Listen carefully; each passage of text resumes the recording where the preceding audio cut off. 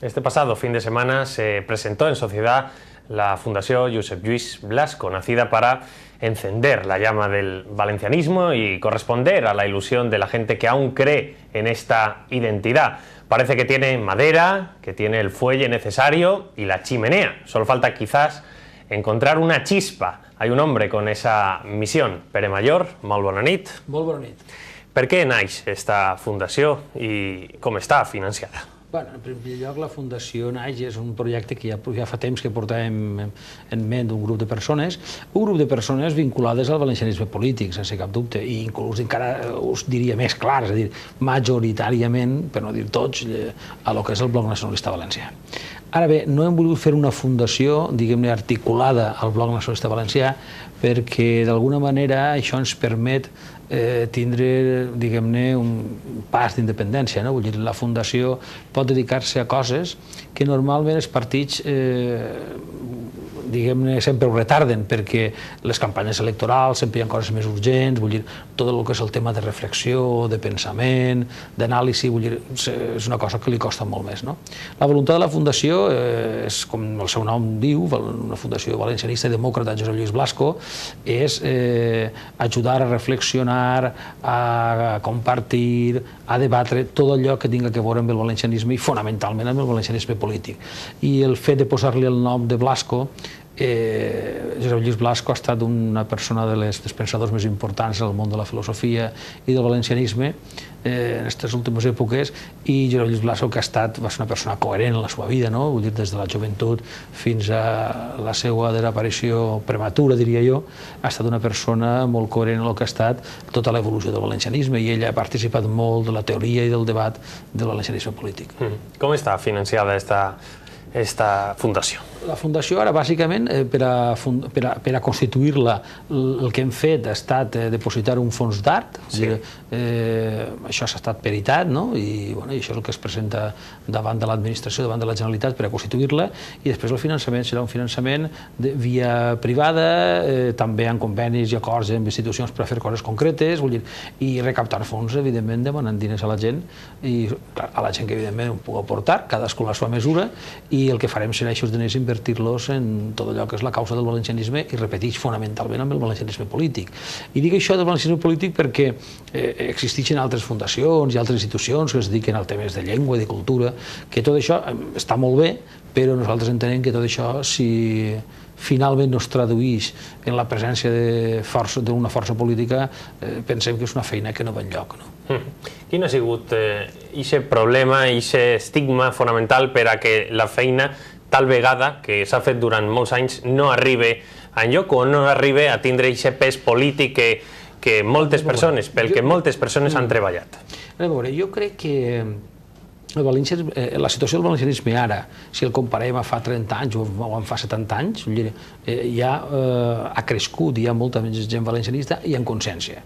Diguem-ne que hi ha un valencianisme de caràcter transversal... Però comparativament amb el que se podria esperar fa 25 anys... No, el que ha passat és una altra cosa. Vull dir, el valencianisme està millor, diguem-ne, en general. Ara, el que ha passat és que nosaltres pensem que el valencianisme en la clau política hauria pogut créixer molt més i tenir una presència molt superior a la que té. Segurament el doble del que té.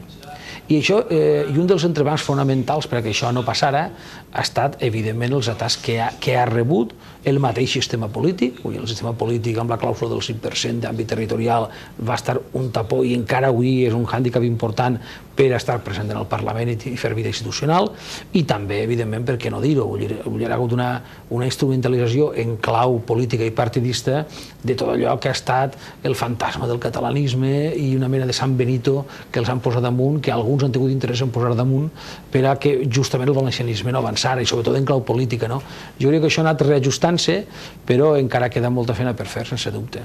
I què entenem per reajustar el que entenem per ajustar és, en definitiva, al nostre entendre, és fer un discurs, diguem-ne, més de xafar terra, i sobretot fer un discurs que t'entenga el que el dirigeixes a fer el discurs. Fugir un poquet de l'elitisme.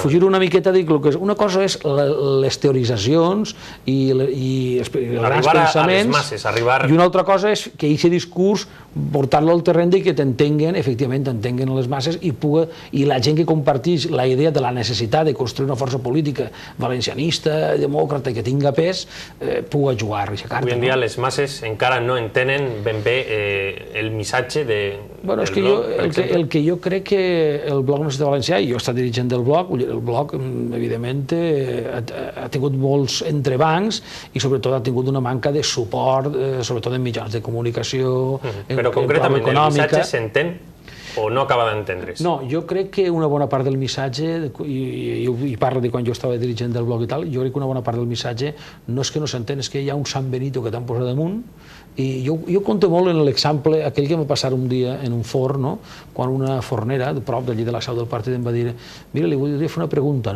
i és que voldria saber si vostès són d'esquerres o de dretes, em va dir la fornera allí. I jo dic: escolta, vostè què creu? I dic: és que el meu marit, millor dit, un amic del meu marit, que és del PSOE, diu que vostès són molt de dretes. I una senyora que estava en el forn diu: no, de eso nada. Estos señores son muy de izquierda. I jo li vaig dir: escolta, vostè que vota al PP, no? I diu: sí, jo soy votante del PP, no? I dic: pues, li vaig dir a la fornera: vostè mateix, no? Vull dir que l'amic del seu marit, que és del PSOE, diu que som de dretes, i aquesta senyora que vota al PP diu que som molt d'esquerres, no? Bé, vull dir, d'alguna manera hem patit això, ens han fet el sàndwich, no? Vull dir, i això combinat en el Sant Benito del catalanisme, jo crec que li ha fet molt de mal al valencianisme polític, que en aquests moments el valencianisme polític és el Bloc Nacionalista Valencià, sense dubte. Aleshores, com es definiria el partit? Jo crec que hi ha una feina política del partit, i això ho té que fer el Bloc, i jo com a militant col·laboraré i ajudaré, i una altra és la feina que té que fer la Fundació. I la Fundació, fonamentalment, el que té que ajudar és a donar-li instruments al partit de reflexió, de debat, de discussió, justament per a poder superar tots aquests Sant Benito i aquests entrebancs. Paraules com a reflexió sonen molt bé, però de vegades no acaben d'entendre's o poden percebre com a massa ambigües per la gent o pels nostres espectadors. No ens enganyem tampoc, no ens enganyem, vull dir que una fundació amb una sèrie de persones pot fer una reflexió sobre un tema, i aquesta reflexió li la pot oferir a una força política com és el Bloc, perquè la Fundació Valencianista i Demòcrata Josep Lluís Blasco, evidentment, és una fundació que està totalment, diguem-ne, en disposició de col·laboració amb el Bloc, vull dir que anirem agafats de la mà sempre que calga, això no enganyem a ningú, no? Però també és veritat que les reflexions que nosaltres fem com a fundació, després el partit les acceptarà o no, ja els seus organismes ja ho diran, no? Però, mira, li dic una altra cosa també, que és molt important, no? Els partits es tenen que presentar a les eleccions i es tenen que revalidar i tenen que veure quin és el seu suport social. Per tant, o t'adaptes o si no t'adaptes i per tant evoluciones o si no corres el perill de desaparèixer.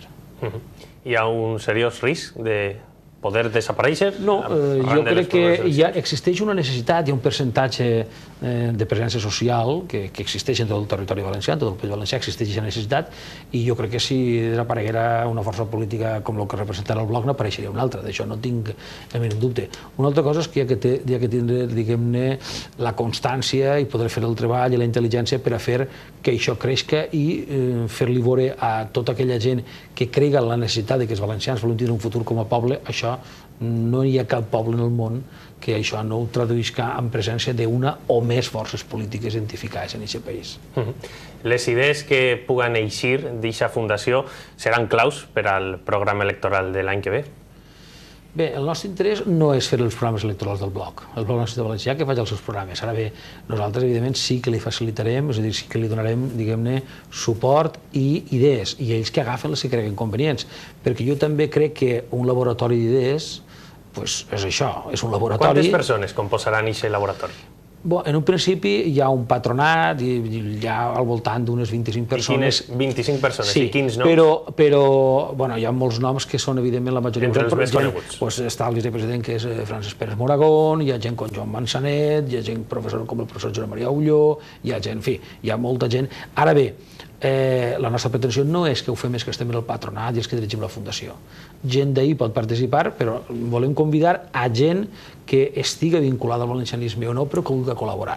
I sobretot el que, d'alguna manera, jo crec que això li ho facilita a gent que vulgui col·laborar en el valencianisme i no vulgui fer directament amb el partit polític, però sí en la fundació. De fet, el dia de la presentació ja ho vam poder notar, no? Vull dir, hi ha un tipus de gent que vol col·laborar i li resulta, diguem-ne, més còmode col·laborar en una fundació que no col·laborar en el partit. Moltíssimes gràcies, senyor Pere Mayor, president de la Fundació Josep Lluís Blasco. Esperem que els nostres espectadors i també la fornera del costat de la seu tinguin les idees molt clares o més clares respecte a la fundació.